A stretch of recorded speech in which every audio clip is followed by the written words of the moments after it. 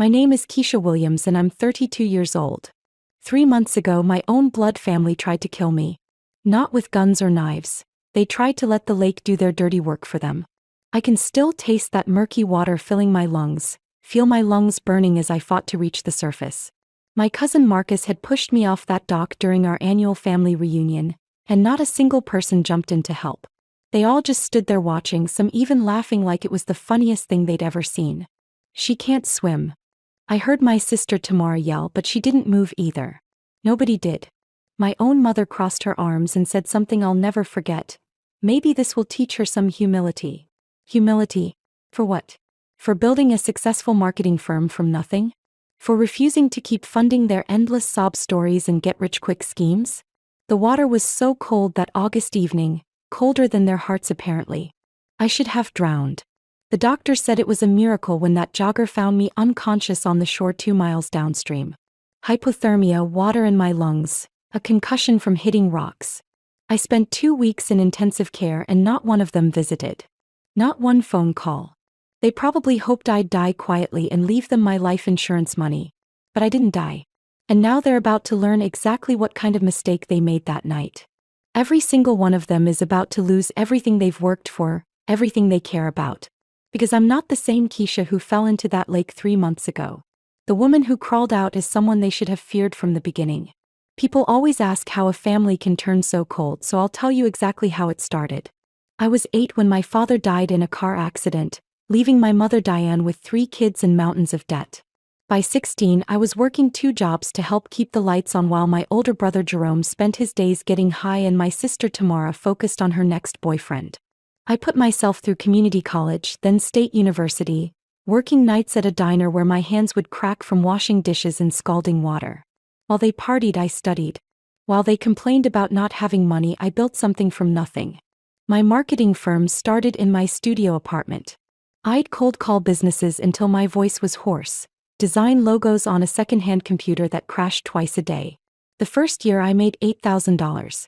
The second year $43,000. By year 5 I was pulling in $200,000 annually. That's when my family suddenly remembered I existed. Jerome showed up first, crying about his mortgage being in foreclosure. We're family, Kuish. You know I'd do the same for you. I gave him $15,000. 2 months later he needed another $10,000 for his wife's medical bills. Then came Tamara with her son's private school tuition. I just need $12,000 to get Jaden through this year. My mother needed a new car, her old one was embarrassing to drive to church. My cousin Marcus needed startup money for his landscaping business. For 8 years I was their personal ATM machine. Birthday parties I funded, vacations I paid for, rent money I provided. The total? Over $400,000.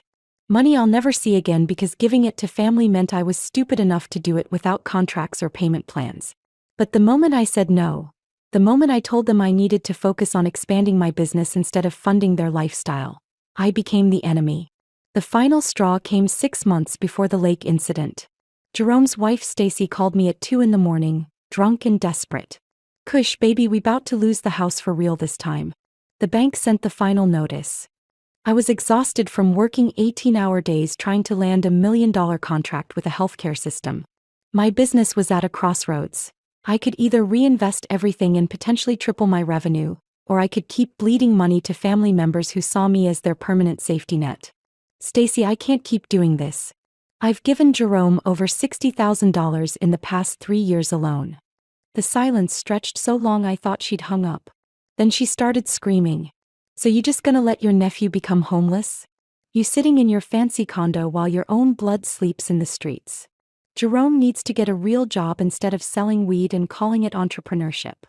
Oh, so now you think you better than us? Miss High and Mighty with her college degree looking down on the family that raised her. That's when I knew nothing I'd ever given would be enough. They didn't see me as family who'd helped them. They saw me as a resource that was malfunctioning. I was supposed to give endlessly and gratefully, never asking for anything in return, never having needs of my own. At the next family barbecue, my mother pulled me aside with that fake sweet voice she used when she wanted something. Baby, your brother really is going through it. Maybe you could just help him one more time. No, Mama. I can't keep enabling this. He's 43 years old. Her face transformed into something I'd never seen before. Pure hatred. After everything this family did for you. We clothed you, fed you, gave you a roof over your head, and this is how you repay us. That's when I realized they'd rewritten history in their minds. The annual family reunion at Lake Whispering had been a tradition for 15 years. Every August, 3 generations of Williams' family would descend on the same rental house, the same private dock, the same arguments about who owed what and why life was so unfair to everyone except me. This year felt different from the moment I arrived. Conversations stopped when I walked into rooms. Cousins who used to hug me barely made eye contact. My own mother introduced me to her church friends as my daughter who thinks money is more important than family. I heard you won't even help your own brother keep his house, said Aunt Lorraine, loud enough for everyone to hear. That's not how your daddy raised you. My daddy raised me to work hard and not depend on others. I shot back, but the damage was done. I could feel the room turning against me. Marcus, always the instigator, started the real trouble after dinner. Y'all remember when Keisha used to beg us to let her sit at the grown folks' table? Now she too good to help the same people who looked out for her. Nobody looked out for me, I said, standing up from the porch swing. I worked for everything I have while y'all. While we what? Jerome interrupted, getting in my face. While we struggled. While we didn't have rich boyfriends to pay our way through college. I never had anyone pay my way through anything. But they weren't listening anymore. They'd created their own version of my story where I was the ungrateful daughter who'd forgotten her roots, and nothing I said would change that narrative. Tamara stood up with that smirk she'd perfected in high school. Come on, let's go down to the dock. Maybe the fresh air will help Keisha remember who she really is. I should have known then. The way they all moved together, the way Marcus positioned himself behind me, the way my mother stayed back at the house instead of joining us like she usually did. But family is supposed to be safe, right? The dock stretched 20 feet into the lake with deep water on both sides. I'd never learned to swim, a fact my family knew well since they'd teased me about it for decades. Every year they'd splash water at me or threaten to push me in, knowing I'd panic and scramble back to shore. But this time was different. This time they weren't laughing. You know what your problem is, Kuish? Marcus said, circling me like a predator. You forgot where you came from. You forgot who was there when you needed us. When did I ever need you? The words came out sharper than I intended. That's when I saw it, the look that passed between him and Jerome. A silent communication that made my blood run cold. Maybe it's time you remembered what it feels like to really need help, Jerome said. They moved fast. Marcus grabbed my arms from behind while Jerome pushed against my chest. I tried to fight, but I was outnumbered and they were stronger. My feet slipped on the wet boards and suddenly I was airborne, tumbling toward the black water. The impact knocked the breath from my lungs. The lake was deeper than I'd expected and I went down fast. Panic set in immediately, the kind of primal terror that makes you forget everything except the desperate need for air. I thrashed wildly, breaking the surface for just a second before going under again. Help me! I screamed during that brief moment above water. Please. But when I looked at the dock, they were all just standing there. Watching. Tamara had her phone out like she was recording. Jerome had his arms crossed. Marcus was actually smiling. Learn to swim, baby sis. Tamara called out, laughing. That's when I knew they meant for me to die. This wasn't a prank gone wrong or a lesson in humility. This was murder disguised as family drama. The water pulled me under again, and this time I couldn't find the surface. The next thing I remember is waking up in intensive care with tubes down my throat and machines beeping around me. A nurse named Patricia told me a jogger found me unconscious on the shore 2 miles downstream, blue and barely breathing. Honey, you were gone, she said, checking my four. Your heart stopped twice in the ambulance. Doctor said you were underwater for at least 8 minutes based on the hypothermia and brain swelling. 8 minutes. Most people suffer permanent brain damage after 4 minutes without oxygen. But I was fine, better than fine actually. It was like dying and coming back had burned away all the parts of me that used to care about their approval, their love, their opinion of who I should be. The social worker came by on day 3. Your emergency contact never returned our calls. Do you have other family members we should notify? I stared at the ceiling for a long time before answering. No. I don't have any family. She looked confused. But your phone shows dozens of missed calls from people with the same last name. Block all of them. If anyone calls asking about me, tell them I died. During those 2 weeks in the hospital, I did die in a way. The old Keisha. The one who believed blood meant loyalty, who thought family came first no matter what, she drowned in that lake. The woman healing in that hospital bed was someone new entirely. I used my recovery time to plan. Every day, I made lists on the hospital notepad. Jerome's mortgage company, Tamara's credit report, Marcus's business loans, my mother's reverse mortgage application. Information I'd gathered over the years during their constant pleas for money. By the time I was discharged, I had a comprehensive file on every family member who'd stood on that dock and watched me drown. Financial records, debt obligations, business partnerships, employment details. Everything I needed to systematically dismantle their lives piece by piece. They thought they were killing the family A-team. Instead, they'd created their worst nightmare. I stayed off social media and avoided all our usual places for 3 months. As far as my family knew, I'd disappeared after the lake incident. Let them think I was too ashamed or traumatized to face them. Let them get comfortable with the idea that they'd successfully scared me away. During those months, I hired a private investigator named David Chin, a former FBI agent who specialized in financial crimes. I need complete background checks on these 7 people, I told him, sliding the list across his desk. Assets, debts, business relationships, legal troubles. Everything. This is quite a list. May I ask why? They tried to kill me. Now I'm returning the favor, but I'm going to be much more thorough about it. David didn't even blink. How thorough are we talking? I want them to lose everything they care about, one piece at a time, until they're exactly where they tried to put me. Desperate, alone, and drowning. The information David uncovered was even better than I'd hoped. Jerome hadn't just been struggling with his mortgage. He'd been running a credit card scam using stolen identities. Tamara's boyfriend Marcus was laundering money through his landscaping business for a local drug dealer. My mother had been hiding assets during her divorce proceedings, lying to the court about her financial situation. They were all criminals, which meant I wasn't just getting revenge, I was serving justice. I started with the anonymous tips. A call to the IRS about Jerome's unreported income. A message to the DA about Marcus's cash transactions. A letter to the family court about my mother's hidden assets. Within 3 weeks, their perfect little world started cracking. But that was just the warm-up. The real fun was about to begin. My first public appearance was at Jerome's workplace, the auto shop where he'd been claiming disability while working under the table for cash. I walked in wearing a tailored business suit and expensive heels, looking every inch the successful woman they tried to murder. Keisha. His wrench clattered to the floor. What? How? I thought you were dead? Sorry to disappoint you, brother. Jerome's face went through about 6 different emotions in 10 seconds. Shock, fear, guilt, anger, then back to fear. Keisha, about what happened at the lake. You mean when you helped Marcus push me into water you knew I couldn't swim in? When you stood there watching me drown? The shop went dead quiet. His co-workers had stopped what they were doing to listen, and I could see Jerome calculating how much this conversation was about to cost him. It wasn't like that, he stammered. We were just messing around. We didn't know. You didn't know what?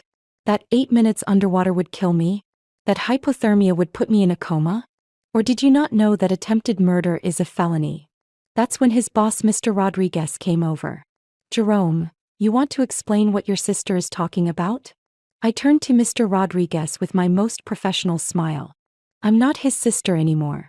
But I am someone who's very interested in why you're paying a man claiming disability insurance to do full-time auto repair work. Jerome's face went white. Mr. Rodriguez, I can explain. No need, I said, pulling out a manila folder.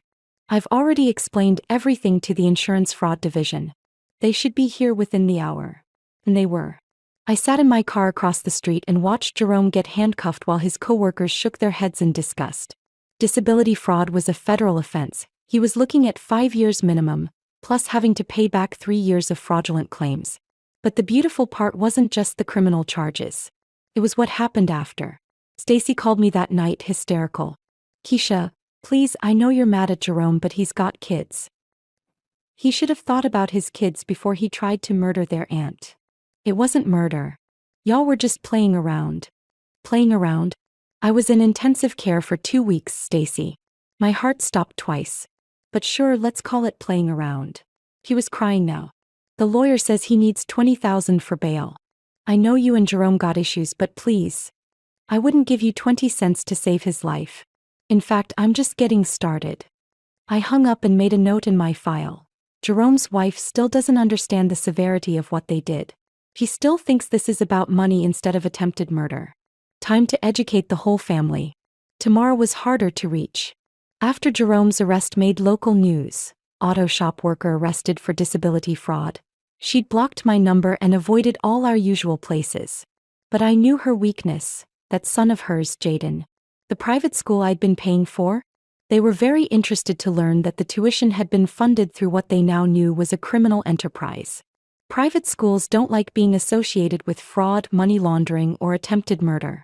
I scheduled a meeting with the headmaster, Dr. Matthews, a distinguished black woman who'd built the academy from nothing over 30 years ago.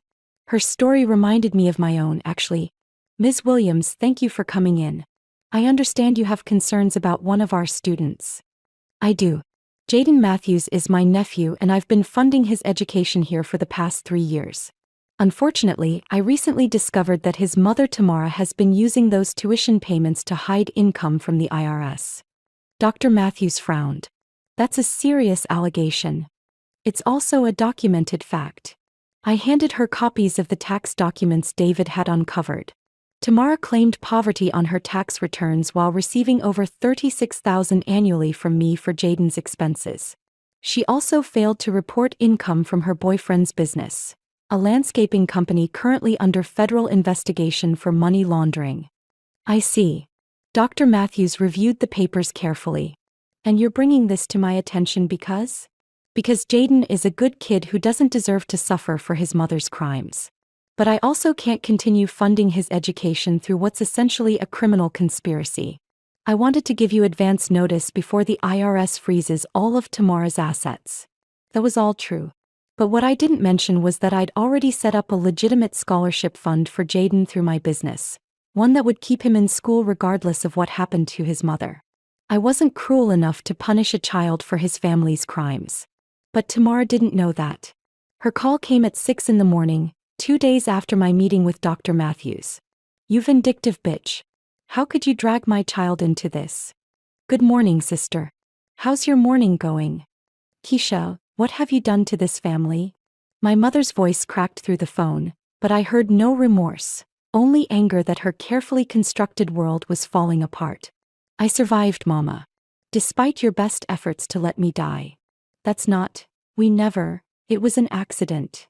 An accident? You told the police I was a strong swimmer who must have hit her head on something underwater. You filed a false report, Mama. That's called obstruction of justice.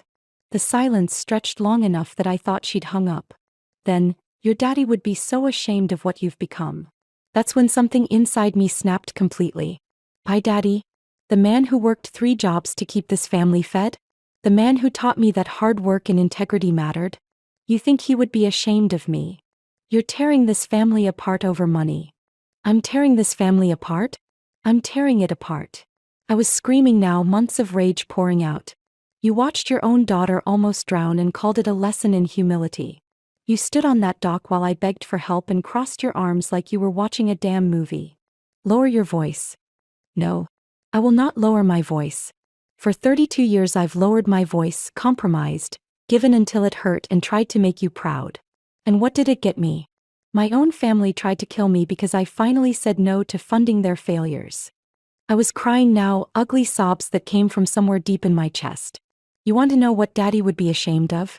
He'd be ashamed that his wife chose money over her child's life. He'd be ashamed that his other children are criminals and fraudsters.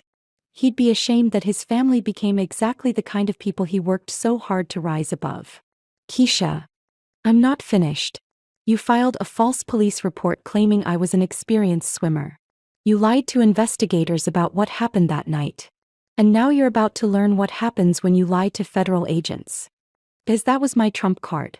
The FBI investigation into Marcus's money laundering had led them straight to my mother, who'd been helping hide cash assets in her reverse mortgage application.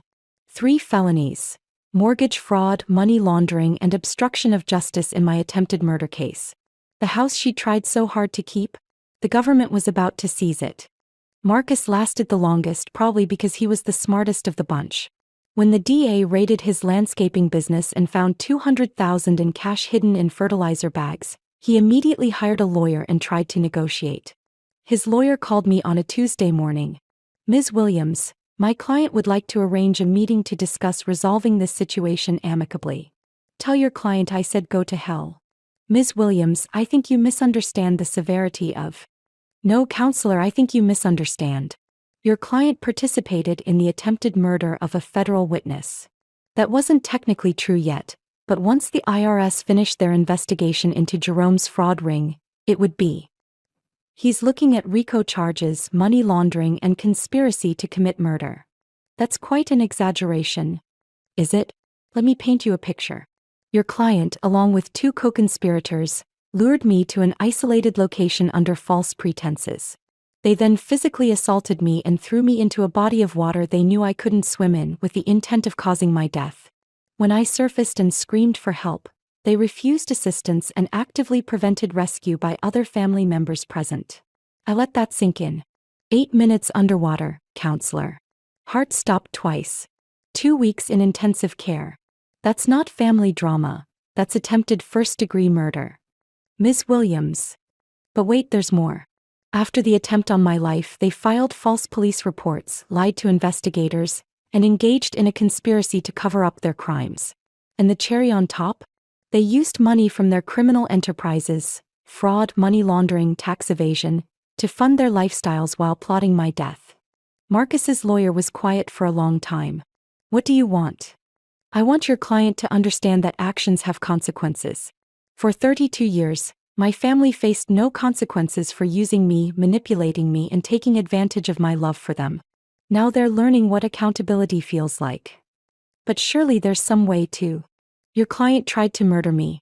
The time for negotiation died when I sank to the bottom of that lake." The beautiful thing about Marcus's case was watching him try to flip on everyone else to save himself. 6 months after I crawled out of that lake more dead than alive, I sat in a federal courthouse watching my family's final act. Jerome pled guilty to disability fraud and conspiracy. 5 years federal prison. Tamar cut a deal on the tax evasion charges but still got 2 years plus restitution. Marcus, the smartest of them all, got the longest sentence. 8 years for money laundering and conspiracy to commit murder. My mother's trial was last. Mortgage fraud, money laundering, and lying to federal investigators. At 72, she was looking at her final years behind bars. The prosecutor, a sharp young woman named Sandra Hayes, had built an ironclad case. Ladies and gentlemen of the jury, this isn't a story about a family dispute. This is a story about a criminal enterprise that culminated in the attempted murder of the one family member who refused to participate in their crimes. She pointed to the evidence table. Financial records showing 8 years of systematic fraud. Bank statements revealing money laundering operations. And most damning of all, witness testimony proving that when their primary victim finally said no to funding their criminal lifestyle, they tried to eliminate her permanently. The defense attorney tried to paint it as a tragic misunderstanding, family dynamics gone wrong, emotions running high. But the evidence was overwhelming. When the judge asked if I wanted to make a victim impact statement, I stood slowly, feeling the weight of everything that had brought me to this moment. "Your Honor, for 8 years I funded my family's lifestyle while they built nothing, contributed nothing, and demanded everything. I gave over $400,000 to people who saw me not as family, but as a resource to be exploited. I looked directly at my mother who couldn't meet my eyes. When I finally set boundaries, when I finally said I needed to invest in my own future instead of funding their failures, they decided I had to die. Not disown me, not cut me off, kill me." My voice stayed steady, professional. They succeeded in killing someone that night. The woman who believed blood was thicker than water, who thought family meant unconditional love and support. She drowned in that lake. The woman standing before you today understands that family is a choice, and they chose to be my enemies long before I chose to be theirs. The jury deliberated for 40 minutes. Guilty on all counts. Today marks exactly 1 year since my family tried to murder me. I'm sitting in my new office, a penthouse suite overlooking the city skyline, reviewing contracts for 3 new $1 million accounts. The business I almost sacrificed to keep funding their failures is now worth more than I ever imagined possible. My assistant buzzes the intercom. Ms. Williams, you have a visitor. Says she's your sister. Tamara got out on early release for good behavior. She's standing in my lobby looking like she's aged a decade, wearing a cheap dress and holding a small suitcase. Prison changed her. The arrogance is gone, replaced by something that might actually be humility. Hello, Keisha. It's Ms. Williams now. What do you want? I wanted to apologize. For everything. For the lake, for the years of taking advantage, for, her voice breaks. For watching you almost die and doing nothing to stop it. I study her face, looking for the manipulation I've learned to recognize. But I only see genuine regret and the hollow look of someone who's lost everything. Are you apologizing because you're sorry or because you need something? Both, she admits. Jaden's doing well in school. Thank you for the scholarship fund, by the way. But I have nowhere to go when I finish probation next month. I was hoping maybe. No. Keisha, please. Ms. Williams. And no, I won't be funding your fresh start. I won't be giving you a place to stay or a job or gas money or grocery money or any other kind of assistance. She nods slowly, tears streaming down her face. I understand. I just thought maybe after all this time. After all this time what? You'd earned forgiveness? You think serving 18 months in minimum security erases 8 years of financial abuse followed by attempted murder? I know it doesn't. I just hoped. Hope is what I had when I was underwater screaming for help. Hope is what I had when I thought my own family would choose my life over their grudges. Hope almost got me killed. I stand and walk to the window looking out at the city where I've built something real, something lasting, something that no one can take away from me. You made your choice that night on the dock, Tamara. Live with it. She leaves without another word and I go back to my contracts. My phone shows 17 missed calls from numbers I don't recognize. Probably Jerome calling from prison or Marcus trying to get commissary money, or my mother hoping I'll visit. I delete them all without listening. The woman who almost drowned in that lake is gone forever. The woman who survived is someone they should have protected instead of destroying. Someone they could have been proud of instead of jealous of. Someone who could have lifted the whole family up instead of watching them tear themselves down. But they chose to be enemies instead of family. And now they're exactly where they put themselves, drowning in the consequences of their own actions with no one left to save them. I'm not bitter about it anymore. I'm grateful. They set me free. Final verdict time. Hero or villain? Did Keisha do what we all wish we could do, or did she go nuclear when she should have tried diplomacy? I need to hear your thoughts in the comments. And if stories about people finally putting themselves first give you life, subscribe and ring that notification bell, because this is just the beginning.